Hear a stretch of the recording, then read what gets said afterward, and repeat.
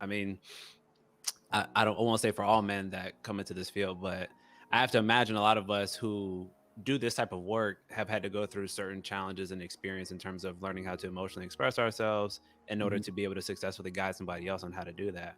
And mhm, mentorship to me would be very important. And you mhm, brought up with your dad and with your grandfather having that strong role and just their presence in your life. And I'm curious, I'm kind of going out of order here, but just going to uh, roll with me for a second. Do you think that they gave you perhaps the best examples of how to express yourself emotionally growing up with either your father, your grandfather, or the two of them? oh yeah, definitely, definitely, definitely. You know, I've never seen them get out of character, so to speak, Mm, other than like in trouble when I was younger, like discipline or type stuff. yeah, discipline type stuff, yelling or whatever. But no, nothing.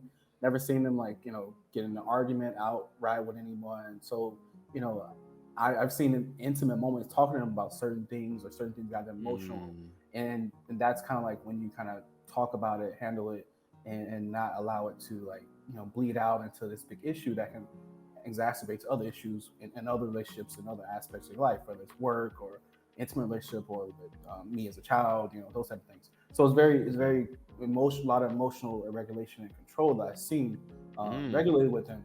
So that's something that I did take.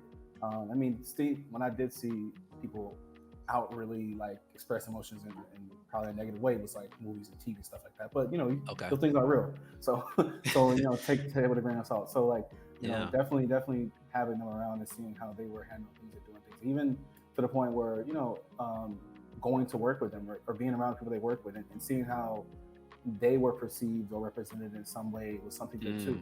Mm, So yeah, definitely having them and seeing them around was something that helped with my emotions, I would say. absolutely.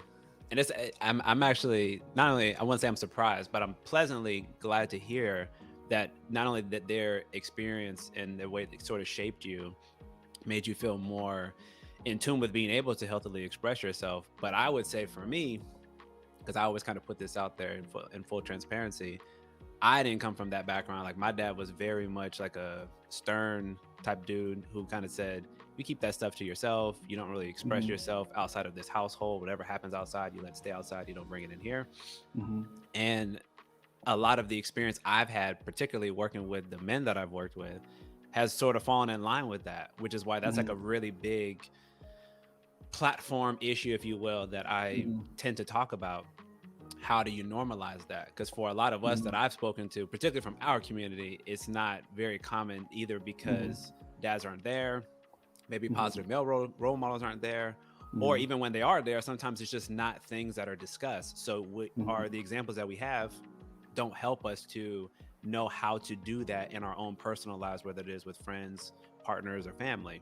Hmm. So it's interesting to hear that you have had that experience with your family and they have sort of put you on that path where it made it easier for you to know how to do that.